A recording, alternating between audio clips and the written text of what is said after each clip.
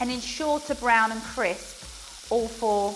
Hang on, it's a cube, help me out. Square's got 4 sides. How many sides has this got? 8. Oh my God, how many sides? I got an 8, Jesus. I can't remember. How many sides does a cube have? 8? 6? No, 8.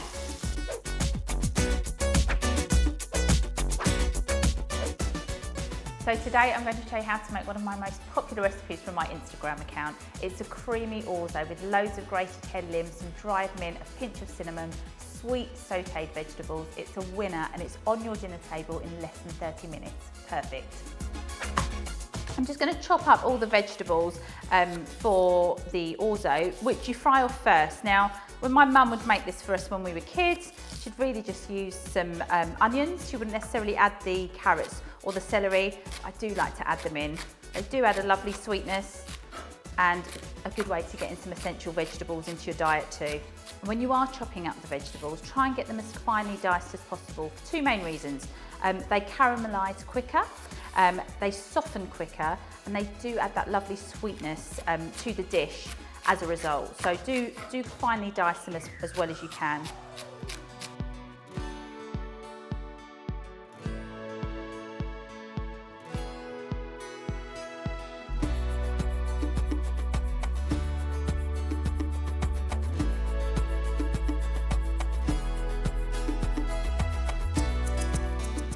Okay, so I've chopped up the onions, carrots and celery, really finely chopped those. I've grated the garlic.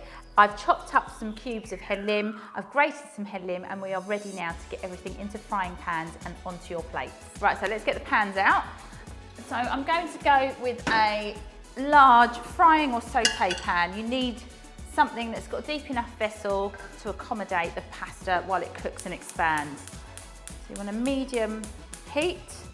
You will turn the heat down once you start cooking because you don't want to burn the vegetables. You want those vegetables to cook really slowly, to caramelise and to soften, which is why it's really important to make sure that they're finely diced as well. Okay, so now that the oil is hot, just turn it down ever so slightly. So in this bowl, I've got the finely chopped onions, finely chopped celery and the finely chopped carrots. And I'm adding it to that hot olive oil, but I am going to turn the heat down ever so slightly so that the vegetables just soften and caramelise slowly. And that's 3 tablespoons of olive oil in there. If you don't have enough oil, those vegetables aren't going to caramelise. So give them a stir and then leave them for a little bit on that low heat, about 12 to 15 minutes, and let them soften.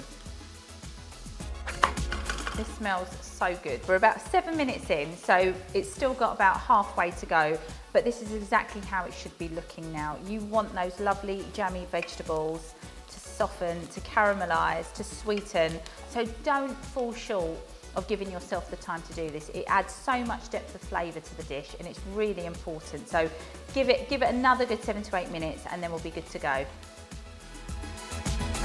Okay, these gorgeous vegetables are definitely ready now. They're jammy, they're sweet, they're caramelised. So we're going to go straight in with the orzo.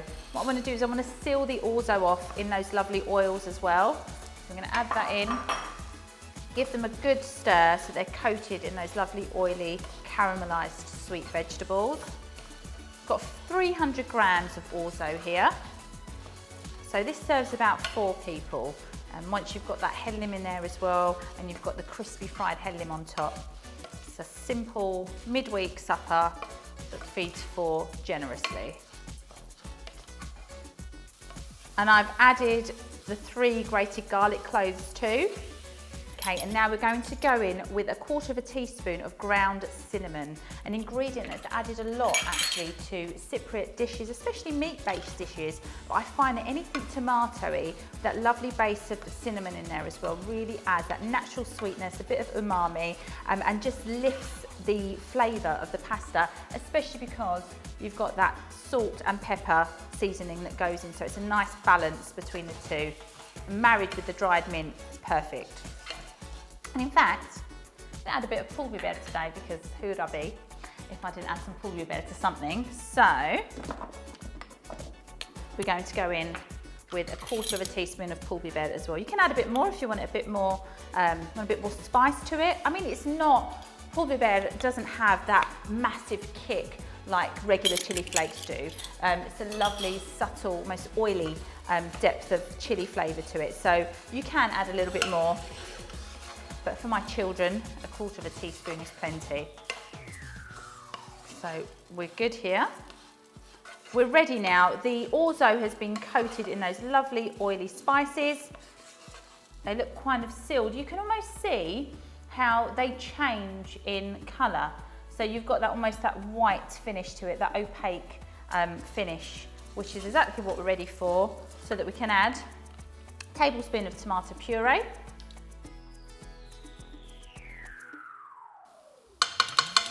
And I'm going in with a tablespoon of biber salçası, which is Turkish sweet red pepper paste. This is the mild one. So I'm going to go in with that.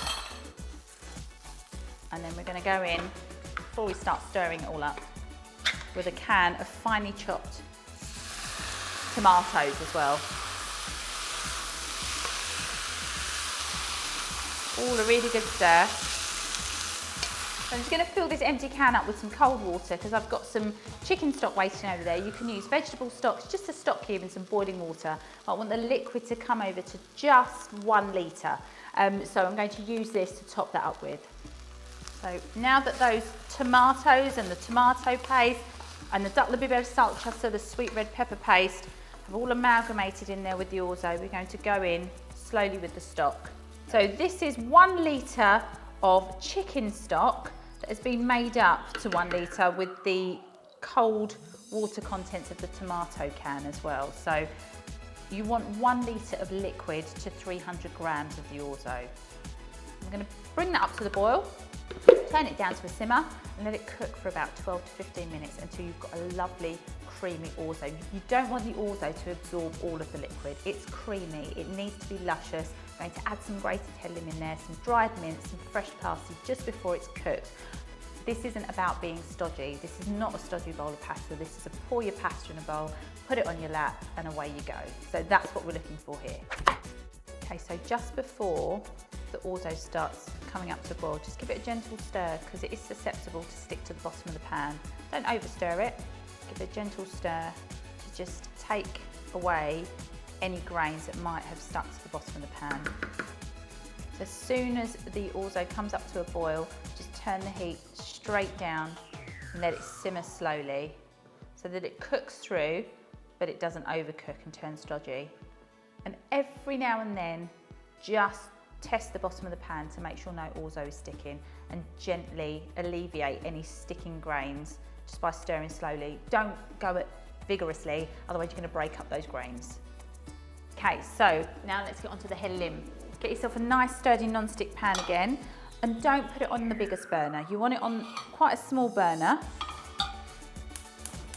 because you don't want to burn the hellim as well. You want that lovely golden crispy colour to the hellim.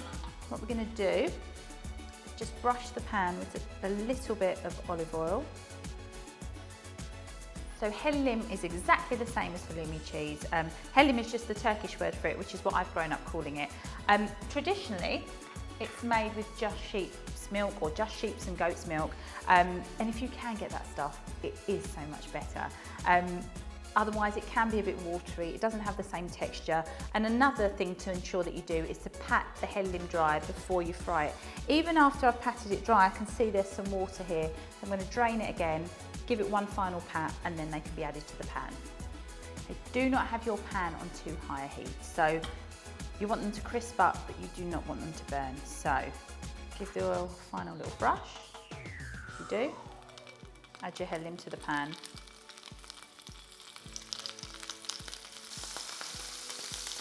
And work quickly if you need to. Some of them will need turning sooner than others, depending on where they are located in the pan as well. So give them a gentle toss over, turn them back if they need a final crisping up, but work quickly. So ensure that you crisp up all 6 sides of the hellim cubes. And if you can multitask, don't forget to just keep a little eye on your orzo, which is ticking along beautifully over here.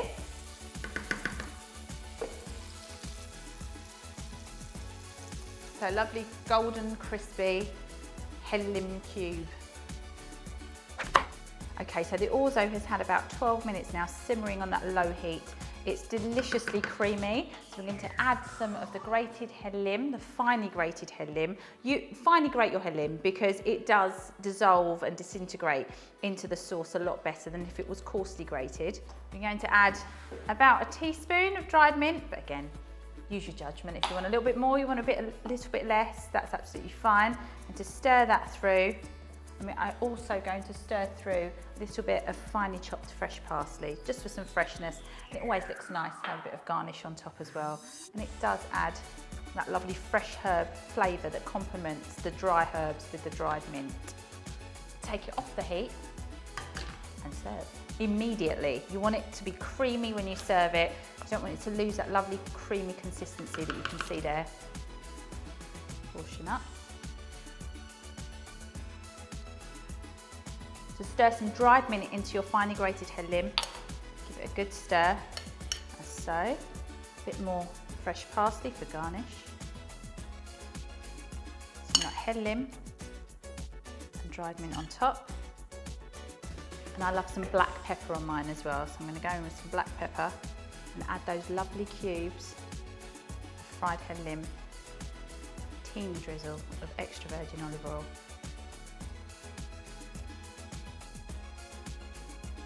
And away you go. This is where I burn my mouth.